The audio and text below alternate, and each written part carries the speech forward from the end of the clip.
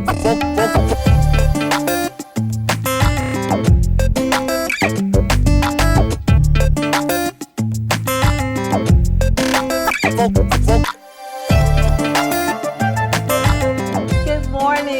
and welcome to Woman to Woman with Elder Valerie. We know that you were blessed by that 8 a.m. worship experience with our very own Bishop K.W. Brown. And we want you to stay tuned because he'll be back at the 10 o'clock hour. So be sure you stay tuned for another word from God. Bishop is a man in his own right, and he always delivers such a powerful message that takes us throughout the week. So stay tuned for 10 o'clock. And if you happen to miss 8 a.m., well, you can catch it next week as well. Every Sunday morning, 8 and 10 a.m. for Bishop K.W. Brown. But this morning, we're going to continue with Woman to Woman with Elder Valerie.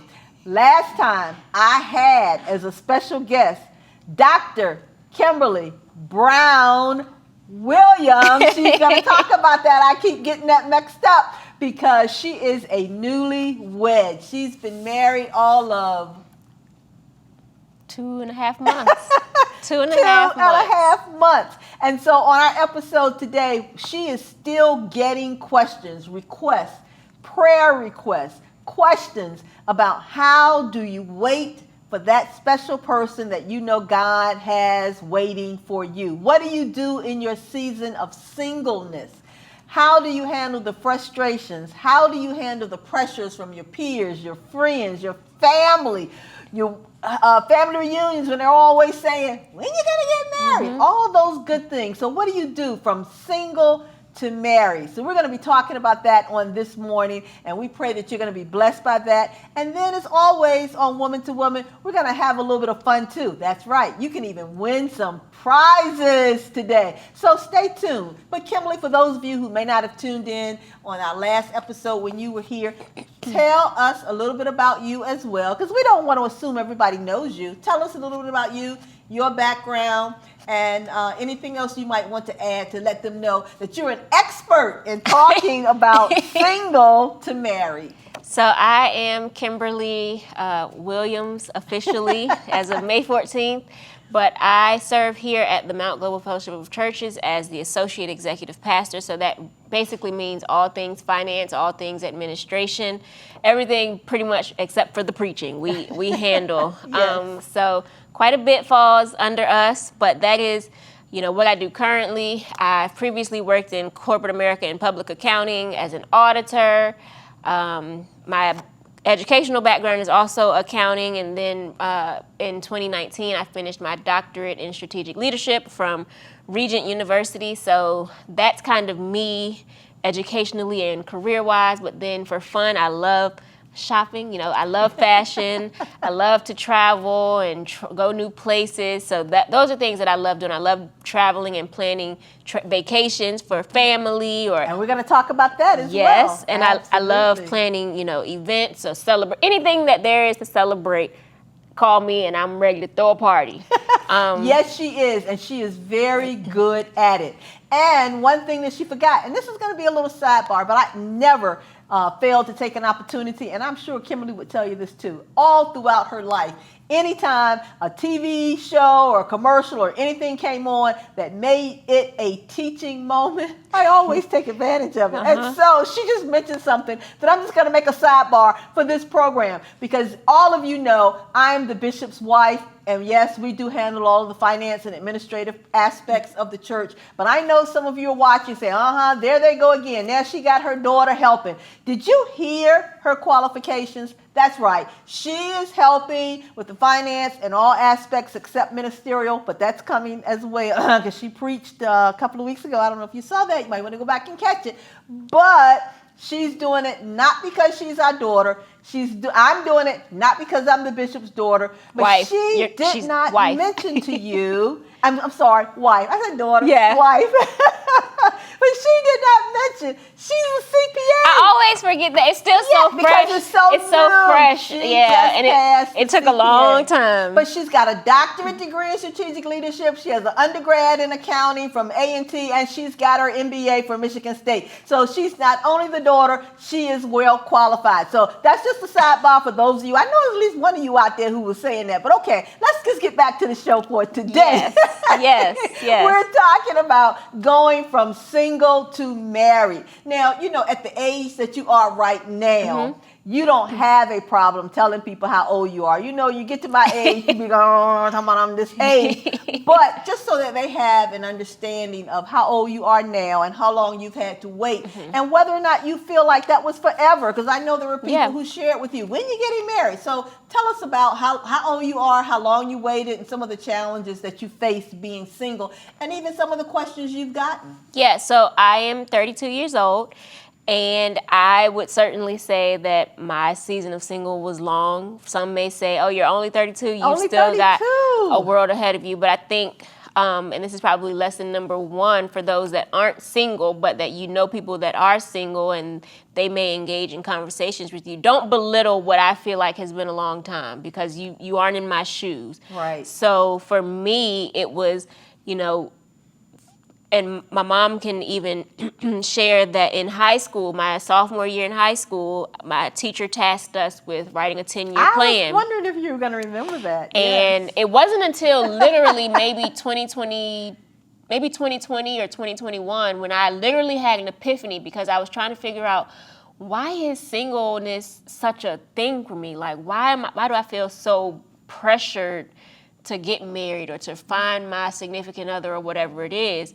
And it wasn't until, I guess it was the Holy Spirit just laid on my heart one day. It's because when I look back at that 10-year plan, I had been able to accomplish everything. She even had dates. I did. That's what it was. You had to go year by year. So yes, in 2008, I'm graduating high school, and right. I'm going to go to A&T, and I did. That's correct. I said I would finish with my MBA and I literally said finish with my MBA and take my mom's job. Yep. I finished with not an MBA, but a master's in accounting. So instead of business administration, it was in accounting. Okay. But here I am taking my mom's job. So literally, everything on that team. And in 10th grade, I'm 16. That's correct. So I'm literally checking off. First of all, so I don't even want them to lose that point. First of all, she set goals at age 16. So whatever age you are, it's important that you write down what your goals are and put a specific date beside them in terms of when you want to achieve it, because that will help you know whether or not you're on track, behind track, ahead of schedule. Right. Absolutely. And so and give it to someone. Yes, she so gave that list and I did not give it to her to keep.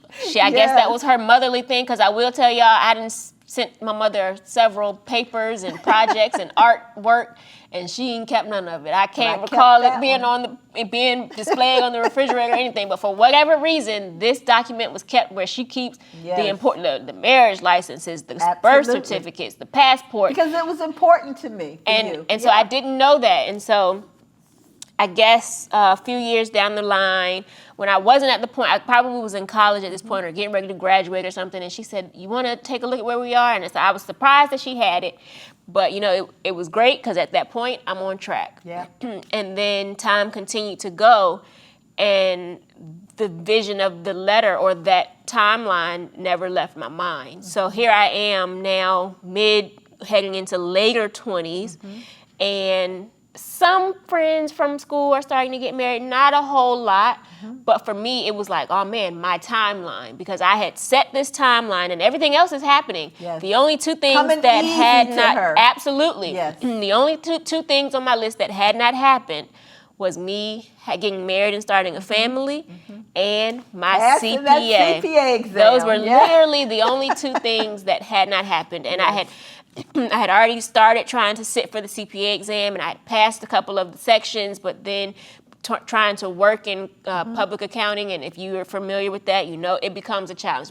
Carrying a full-time job as a career and trying to study for that exam is just difficult in itself. Yes.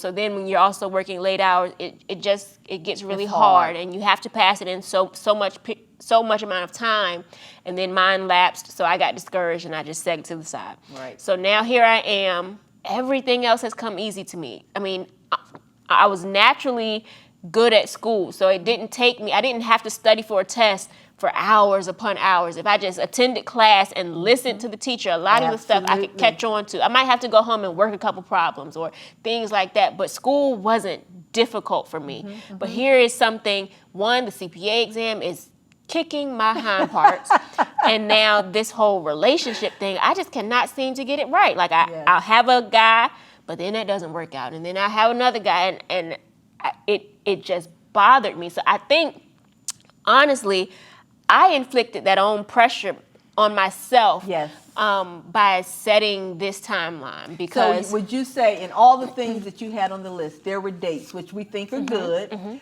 but do you think putting a date beside marriage put that unrealistic expectation? So would you advise them to put a date, or just maybe say that's just an aspiration? I would say to thine own self be true. Okay. Because I think dates are good for goals if you can really attain them, or if you have total control over right, it. or even if it's something such as marriage, where we know that we don't really have control over in its purest sense. But even if you can say, okay, I would desire to be married by 2023, and as long as you're okay with it not happening necessarily in 2023 or even 2024, as long as it doesn't become a burden for you, then I don't think it's anything wrong with putting a date there. But if you're like me, I mean, for me, hindsight is 2020. I probably wouldn't have listed that as an aspiration. Yeah. At all? No. Okay. Yeah, I probably would not Why? have. Because for you, was it disappointing when that date? Yes. Because you had met so many of the others? And because it was an issue for me, because I am also a bit of a control freak. Okay. So this was something I could not, I get it naturally. I get it honestly. I get it honest.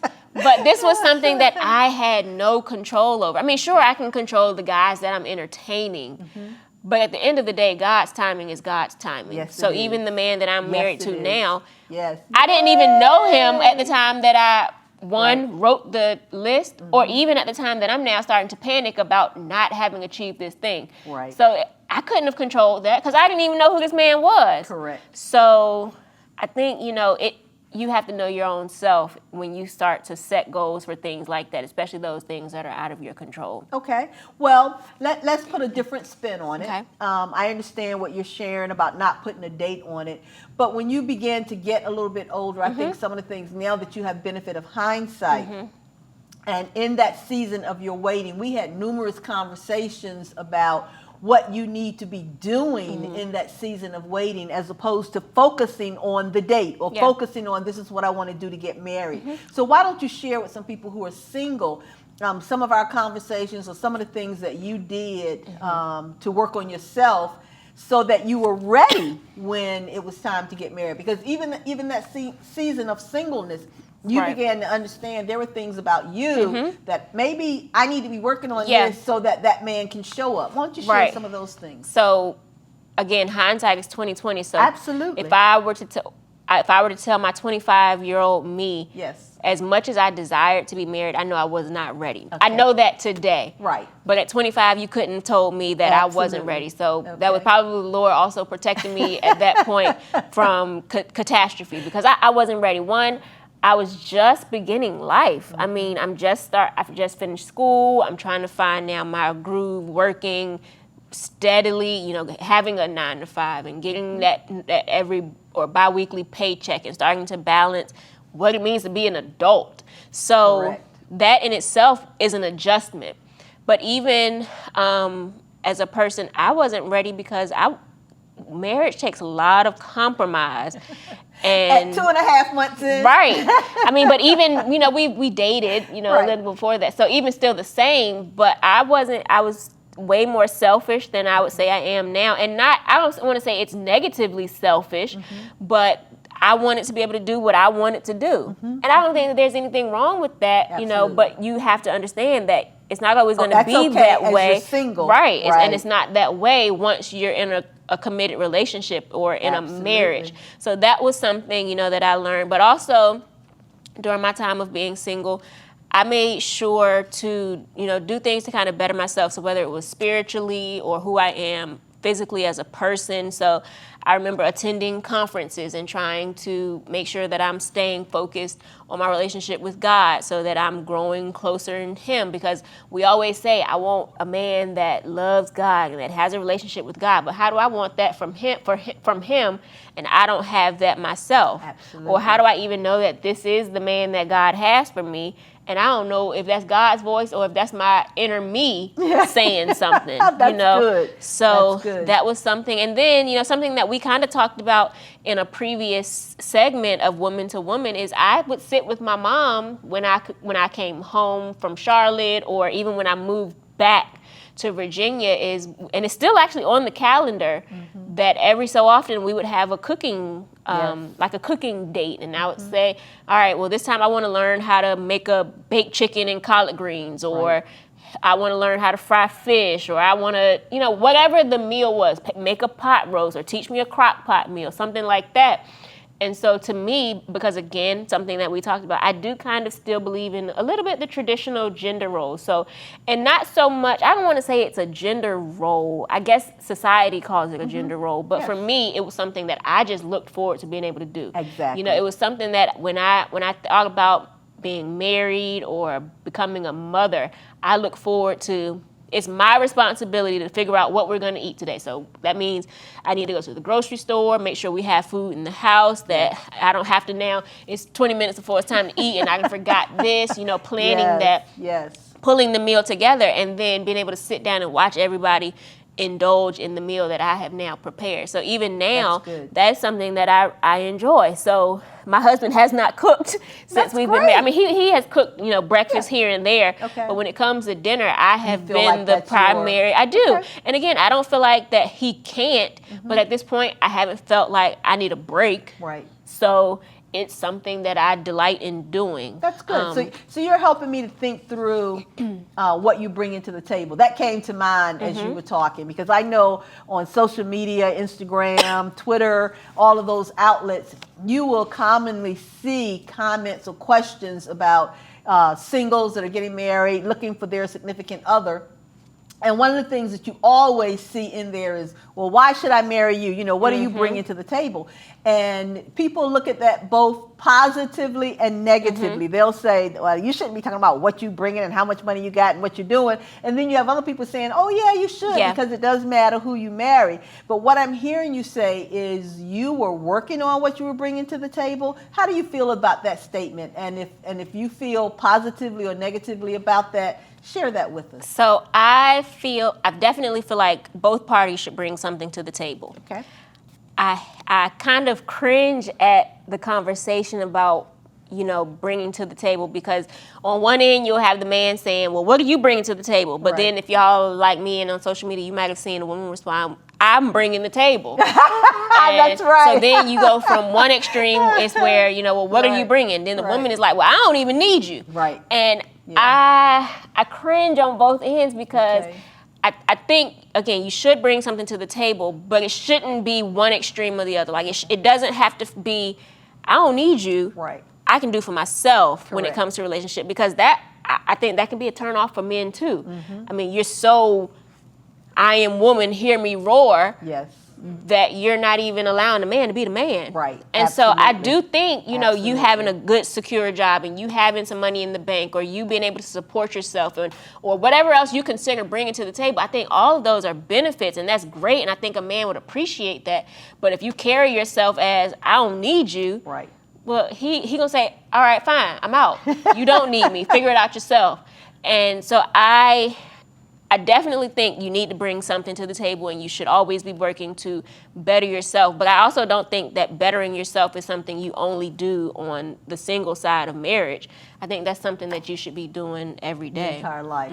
I think that's really good. So basically what you're sharing is, what you're bringing to the table is going to be unique to you. Absolutely. And you are trying to develop yourself to be the best you in whatever aspects that may be, because I know there are some women who don't cook. I know you use that as an analogy, which is why I'm using that as my example here. But we're not saying it's limited to specific gender roles, because there are some men who cook, and I mean they throw down. Yes, and the spouse says this is great because I don't cook. Right. So we're not trying to today say what your particular role should be, but we are saying that for a successful marriage, we think within the home, roles have to be established, but you do what you're good at. And what you want to do during your season of singleness is just be the best you, develop the best you, so that when your significant other comes, you are attracted to him, because you've developed yourself into the perfect person that he needs you to be. And that's going to vary from person to person. Absolutely. Absolutely. Okay, we're going to take a break right here. You are watching Woman to Woman with Elder Valerie. Why don't you stay tuned right now and find out what's happening at the Mount Virtual. We've got some upcoming events that we want to make sure that you are aware of. We'll be right back. For 2 years, K.W. Brown Ministries has been working tirelessly to give you exactly what you need. You've asked for it. Tools for hope. Tools for information. Tools for inspiration. Stay tuned for October 9th, 2022.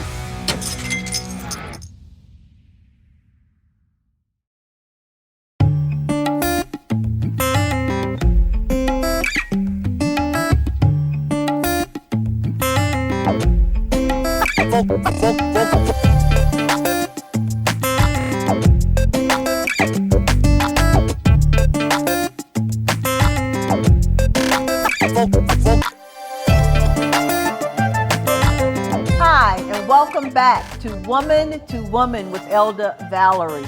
We hope that you found something, some event that was going on or is going to be happening with the Mount Virtual, because our goal is always to care, cover, and connect with you. We're always wanting to bring you great programming, whether you are home, whether you're on the road, whether you're on your car. That's what the Mount Virtual is all about. Absolutely. And so this morning I have with me my special guest, my daughter, Dr. I'm going to get this right, Kimberly Michelle Brown Williams. That's all four CPA. names. All four names, yes. All of her names. Most recently married. For those of you who may not know, she's been married 2.5 months.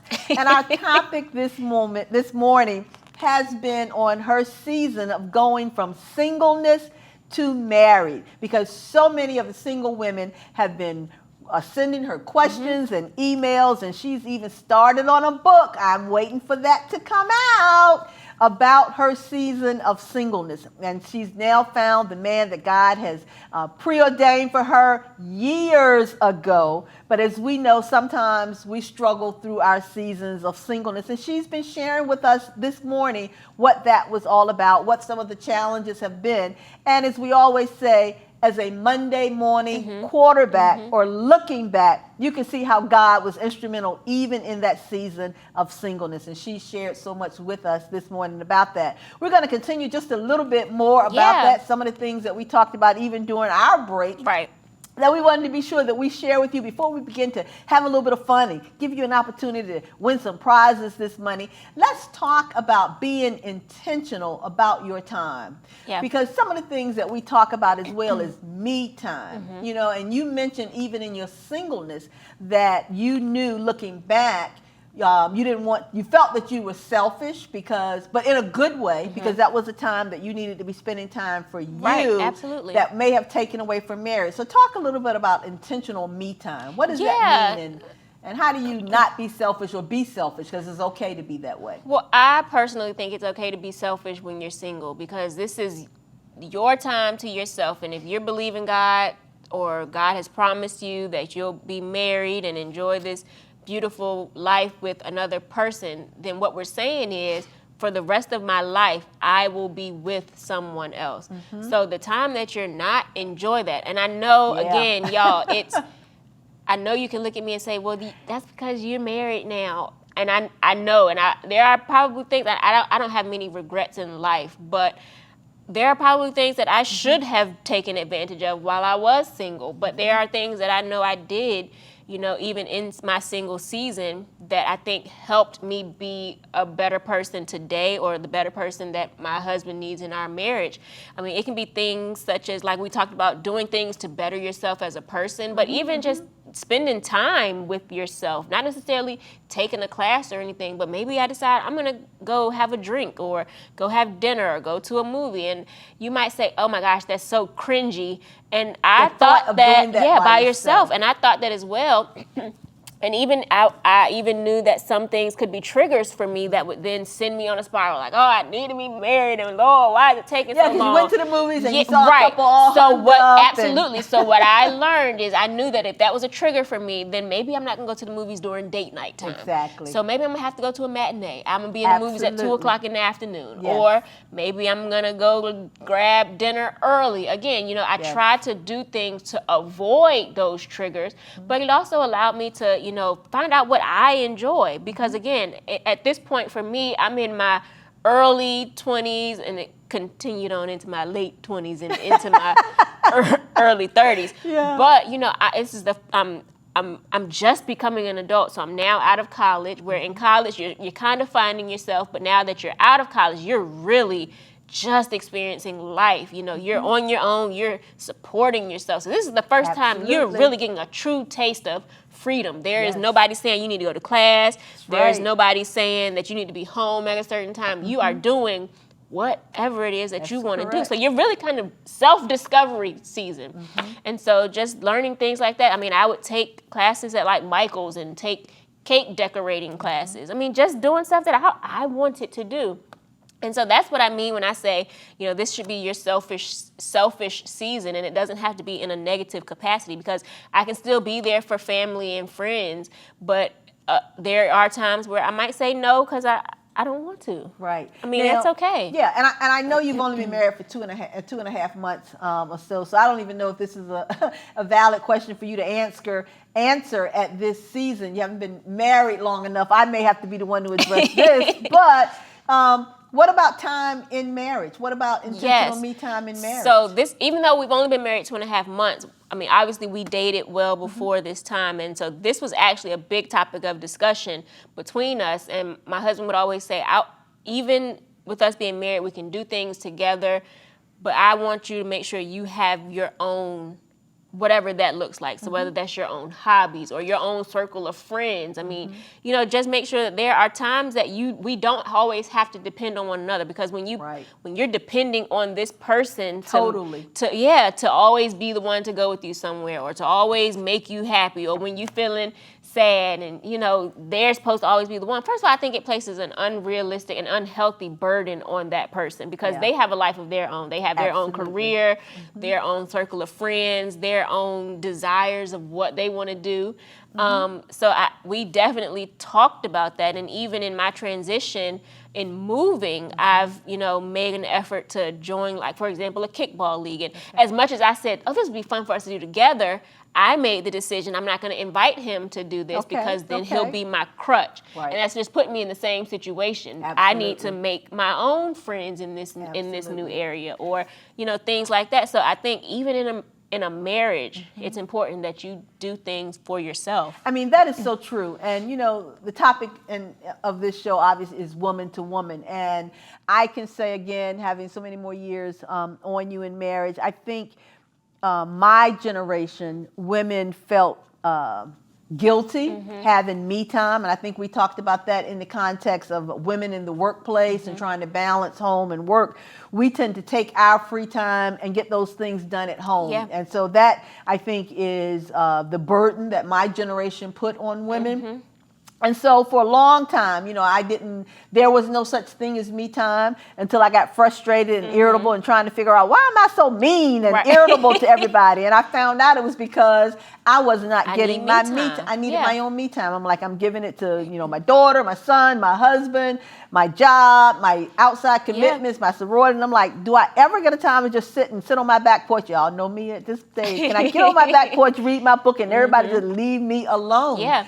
And I found that I can be so much more nice. Yeah, I mean, we hear it all the time. You cannot pour from an empty cup. That's correct. And one of the things that you know that I've recently done is I've joined my own golf league. I learned how to play golf, but once again, I learned how to play golf for my husband because, you know, we take trips or whatever. Enjoys, yeah. He enjoyed playing golf, and I wanted to, which I do think is important in marriage. I do believe you should have some commonalities that are fun, because in marriage, you're trying to build we call our love bank up with as many happy memories as we can of things that we've done together. But in that same token, you can't have happy love memories if you're not in a happy place yourself. And that comes from you taking care of yourself and having your own me time. And as I shared, I've joined my own golf league. So now he has his friends, his male friends that he golfs with. I have my women friends that I golf with. And then when we go away and do things together, we don't mind golfing together. And he doesn't feel like I'm a burden, that every time he wants to play golf, I'm trying to tag along. Yeah. Absolutely. So I think that's very important. Yeah. That's great. Good. Very good. Good. Okay. All right. Well, last thing on single to married, it said be authentic. I know we talked about a little bit about being yourself, but can you expound on being authentic? Because when I hear that, the thing that I think about is sometimes we are trying so hard to be the person we think that person wants us to be. And then you're down the road, and now authentic is going to come out eventually, because you can't fool or be somebody other than you but for so long. And then you have issues, and now they're here for counseling because, well, when I married her, she did or he did, whatever. Can you speak to not being afraid to lose somebody before the marriage by being authentic? You got to be you. You say you can't speak to that one, huh? Well, I mean, the bottom line is there's always the possibility that it's not going to work out. Okay. But I don't think that should hinder you from being yourself. And I think today's society is also plagued with social media, which always, for whatever reason, is where we go to for what the standard should be. And that makes us want to change sometimes who we are or how we present ourselves. And it's no fun when I can't be myself. Correct. I mean, if I feel like I have to, every time I'm in his presence, I have to sit like this. Absolutely. That's what we're talking about. I can't let loose, or if I come downstairs but my bun is all crooked, or whatever, then he's gonna have a problem. Then I would say then we need to know that on the front, right? Run. No. Yeah. Absolutely. And I do, before we move on, I did just want to, because I know this is kind of about singles, but as I shared in the first half, I tried to give a little bit for those that are not single but no single people. Okay. So I wanted to kind of just one other thing. That absolutely. For those people that know someone that's single and desiring to be married, I got so many times, and I wish I could just shake people and say, stop asking me that. But as much as I desire to be married or have someone, you constantly asking me every time you see me the status of my love life is not even, you can have the best of intentions, because I do believe that most people have good intentions, but it's also a constant reminder. Like, I would actually start avoiding people that I knew were going to ask me, the status. Are you married yet? Like, please no, I'm going to let you know, because I want it too. So when it's time for me to let you know, I will let me tell you. Right. So I would just encourage you to stop asking them that. It's almost like when people die. You hate to say that. People just don't know what to say. Right. And I think they're trying to make a conversation. And so unfortunately, that's just one of those things that they just don't know what to say out their mouths. The single person in your life would appreciate if you just stop that. Stop. Don't ask. Let them offer the information. Because believe me, as you said, that'll be the first thing out of their mouth when they see you, when it happens. Yes. All right. Okay. We're ready to have a little bit of fun. Let's do it. We're ready to shift a little bit here. So those of you, we have chat hosts who are already standing by. I know they've been talking to you all throughout this whole program, and I hope you've been putting comments and chats in that they've been responding to. Please know they're going to let us know, and we will be addressing these in upcoming shows of things that we may have triggered in your thought process that you may want us to talk about in the future. So please use those chats. But right now, we want you to use the chat because we're going to play a little game called Name Those Logos. And this is going to be your opportunity to win some prizes. The chat hosts will let you know exactly what you will be winning, but get ready with those fingers because when we put the pictures up of the logo, we need you to quickly type in who the logo is, and our chat host will let you know who they recognize as the first one to get the answers correct, okay? Once again, logos are going to be shown as soon as they go up. We're going to give you 2 seconds. I'm going to give you a second before because we're going to respond. also be trying to name them as well. So we'll give you a second or two, get it in the chat, and then we're going to announce it before we move to the next one, and the chat host will let you know if you are a winner. Are you ready? I'm ready. Okay, let's take a look at our first logo. If you don't know this one. I know that one. That's one of my favorites. Yes, snacks. it is. It is. Pringles. Did you get it? Did you get it? Okay, our chat host will let you know who that winner is. Nice. Oh, you got to know this one. Rolling back, rolling back. You don't know this. You don't know this? Oh, yeah, I think I do. What is it? I think I do. Have y'all gotten it yet? I'm going to guess Walmart. It is Walmart. Yeah! It is Walmart. Yeah. I had to think about it until you said Rolling she back. gave y'all a clue because I did not know until she said roll it back, roll it back. That's Walmart. Next one. Ooh, I know you don't know this. I know you don't know this one. I don't know this one. I think I know. I might get it wrong between, but I think I know what it is. Do y'all have Do you it? even know what arena to think about for this one? Arena? Like, I don't mean arena, like what field? Like, is it? I thought it was TV. It is TV, so Oh, you're there. okay. Okay, so what Y'all are you had thinking? enough time? What are you thinking?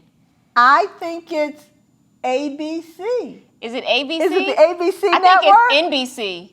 CBS. Oh, CBS. I was going to say NBC or CBS. Well, Yeah. at least we were in the right domain. Yeah, I didn't think How you about were even gonna Did guess y'all TV. get it? CBS. Yeah. All right, next one. Ooh. Do you know this one? If it's what I think it is, you should know this one. I think I should too. What is your guess? I don't know. My guess is Rolex.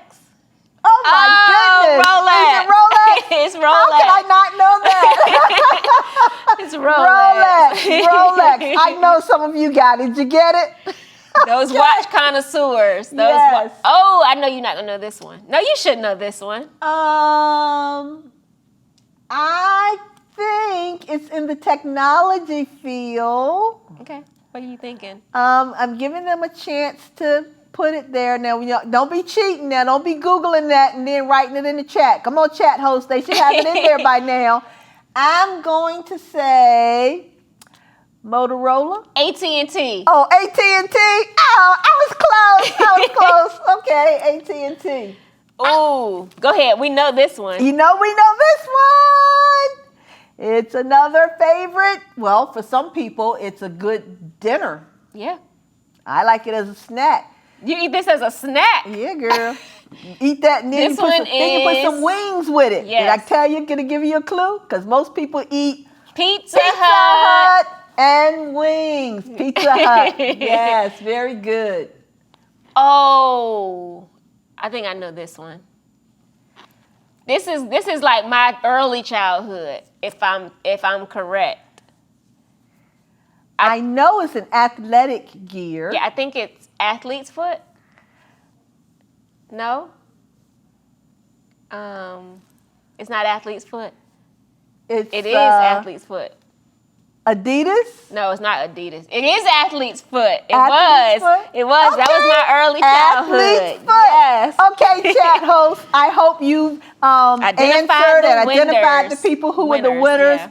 Winners, chat host will let you know how to communicate that information, your contact information, so that you can win what our gifts are going to be. I don't want to share what they are because I don't want to give the secret away. The chat hosts have been there and you had to be on the show, virtual live with Woman to Woman with Elder Valerie in order to win. But we hope that you enjoyed that little segment and had a little bit of fun.